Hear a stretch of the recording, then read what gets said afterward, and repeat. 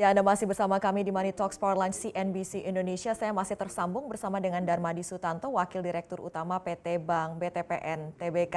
Pak Darmadi, singkat saja saya ingin gali lebih jauh tadi untuk Genius Business sudah seperti apa update-nya dari sisi nasabah yang menggunakan? Ya, tadi sekitar 2,7 juta, mungkin yang aktif menggunakan itu sekitar 60-70% ya dari itu. Dan saat ini terus bertumbuh dari waktu ke waktu ya. Jadi ya dengan tadi kalau disangkutkan dengan pandemi ini memang nasabah aktifnya juga meningkat, yang tadinya dari sekitar 60% sekarang hampir ke 70%. Jadi Oke, memang ya seperti itu. iya. Pak Darmadi, bagaimana dengan BTPN Wow? Apakah juga mengalami peningkatan serupa di masa pandemi ini? Mungkin bisa diupdate untuk kami. Iya, kalau BTPN Wow itu produk digital kami yang sedikit beda platformnya, tidak langsung memakai Genius, tetapi sama digital dan ini lebih ke financial inclusion programnya BTPN ya.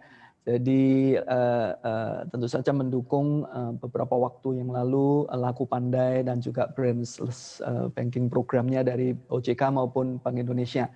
Nah, ini lebih menyasar satu market yang beda karena ini memang market yang tadinya disebut unbankable, sehingga hari ini kita punya approach yang memang berbeda juga. Jadi basis digitalnya sementara ini masih memakai USSD, walaupun kami sedang mempersiapkan dan sedang menunggu approval dari OJK untuk pemakaian aplikasi juga. Nah, saat ini kami ada 6,7 juta pengguna di mana ada sekitar 260.000 agen. Agen. Memang ini dibagi dua, dari bisnis konvensional kami maupun bisnis BTPN Syariah.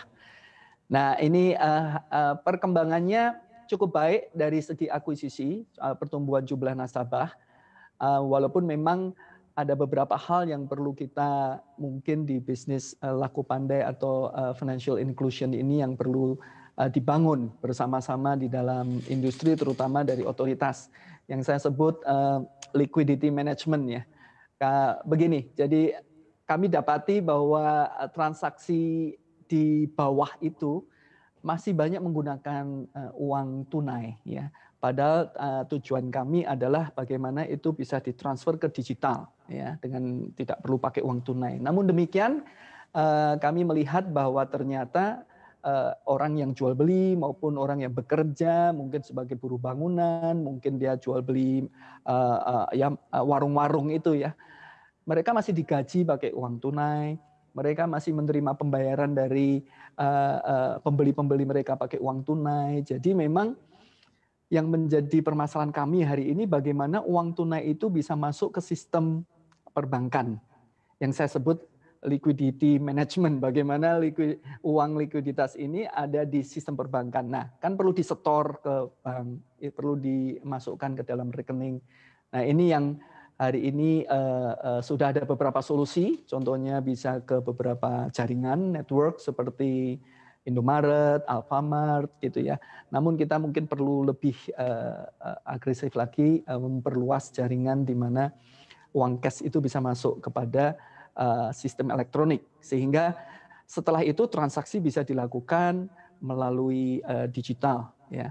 Nah, ini mungkin kendala bagaimana hari ini pertumbuhan secara nasabah baik, tapi pertumbuhan secara pemakaian dan pertumbuhan dari balance saldo yang ada di rekening belum begitu menggembirakan. Jadi itu mungkin sedikit apa yang menjadi tantangan buat kami di dalam bisnis Wow. Ya.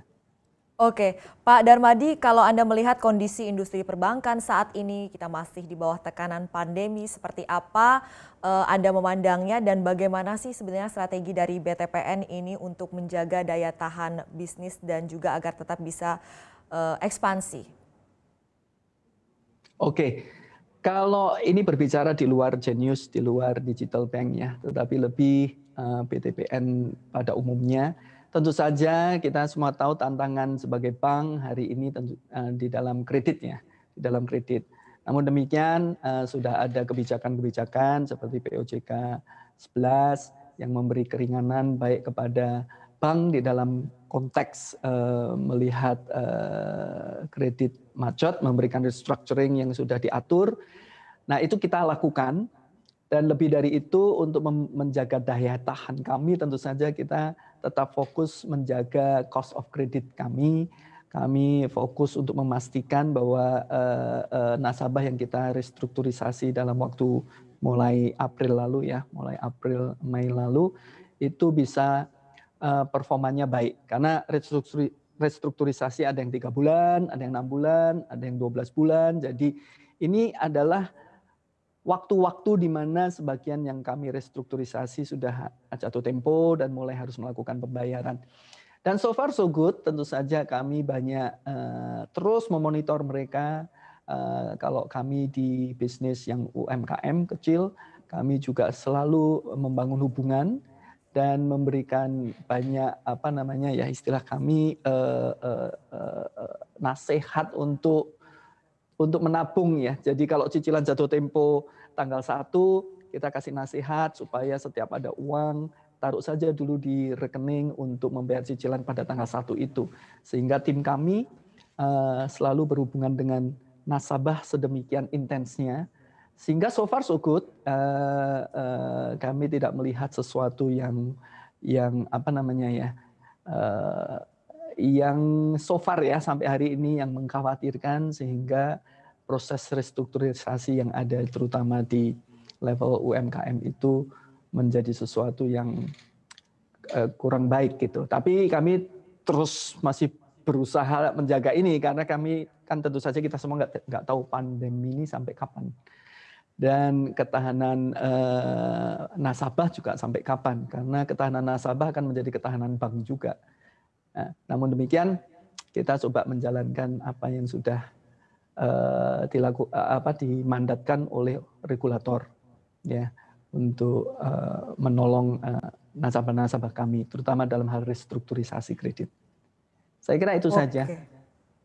Iya, terima kasih Pak Darmadi sudah bergabung bersama kami di Money Talk CNBC Indonesia.